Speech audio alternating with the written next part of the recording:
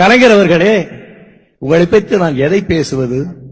உங்களை பேச நானும் அதோடு சேர்ந்திருப்பேனே, அப்போது என்னையே புகழ்ந்து கொள்வதாகவே அதை பற்றி பேசுவதா?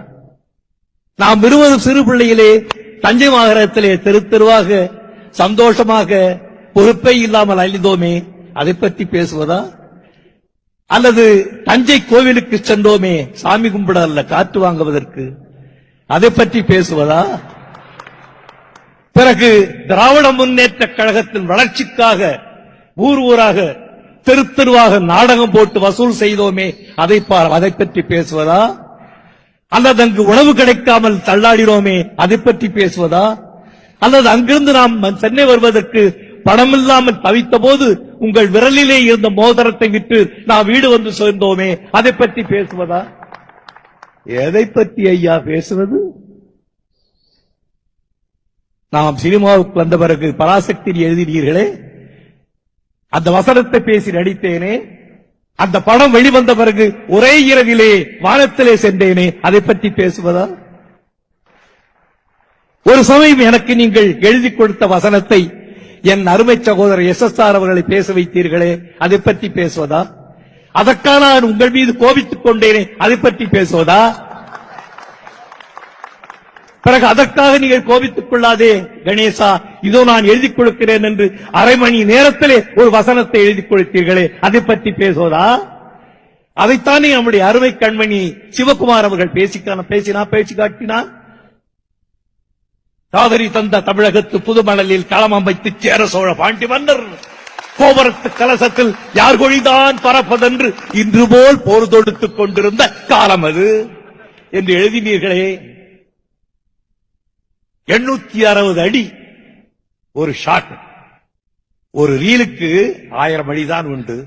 2 ஷாட் 2 டேக் ஓகே. அப்போது உங்களுக்கும் எனக்கும் இடையே ஒரு போட்டி.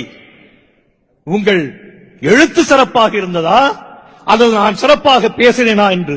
ஆனால் மக்கள் சொன்னார்கள் இரண்டுமே நன்றாகத்தான் இருந்தது என்று. அதை பற்றி பேசுவதா? எதை பற்றி பேசுவது? நான் எதை பற்றி பேசினாலும் நான் உங்கள் கூட வந்து கொண்டிருப்பேனே. நீங்கள் வாழ வேண்டும், பல்லாண்டு வாழ வேண்டும். உங்களை நம்பி 1000 பேர், கோடிக்கணக்கான பேர் இருக்கிறார்கள் இந்த தமிழகத்திலே. உங்களை நம்பி ஒரு மாபெரும் இயக்கமே இருக்கிறது தமிழகத்திலே. அதை நீங்கள் காப்பாற்ற வேண்டாமா? அதற்காக நீங்கள் வாழ வேண்டும்.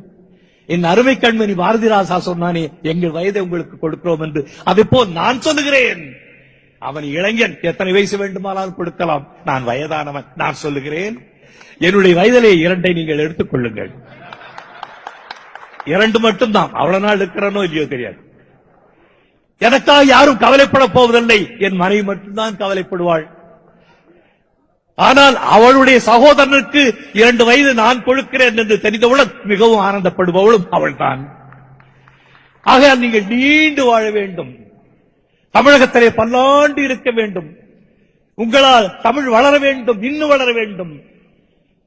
நீங்கள் இன்னும் எழுத வேண்டும். வயதானாலும் அதை பேசி நானும் நடிக்க வேண்டும். இந்த வயதான காலத்துக்கு கூட எவ்வளவு சுயநலம் அப்பா. எதற்கப்பா? எதற்காக நடிக்க வேண்டும்? உன் வசனத்தை நான் பேச வேண்டும், அதற்காக நடிக்க வேண்டும். கலைஞரே, என் உயிரே, என் அருமை நண்பா, பல்லாயிரம் ஆண்டு வாழ வேண்டும். உங்களுடைய தமிழ், உங்களுடைய அரசியல், உங்களுடைய குடும்பம் ஆள்போல் தழைக்க வேண்டும், அழகுபோல் வேறு ஒன்ற வேண்டும். பல்லாண்டு வாழ்ந்து நீங்கள் இந்த நாட்டுக்கு சேவை செய்ய வேண்டும். இது என்னுடைய இதயத்தின் அடித்தளத்திலிருந்து எழுகின்ற அன்பான வாழ்த்து. என் வாழ்த்தோடு என் அருமை தலைவர் காமராசருடைய ஆவியும் உங்களை வாழ்த்தும் என்று கூறி விடைபெறுகிறேன். ஜெயன்.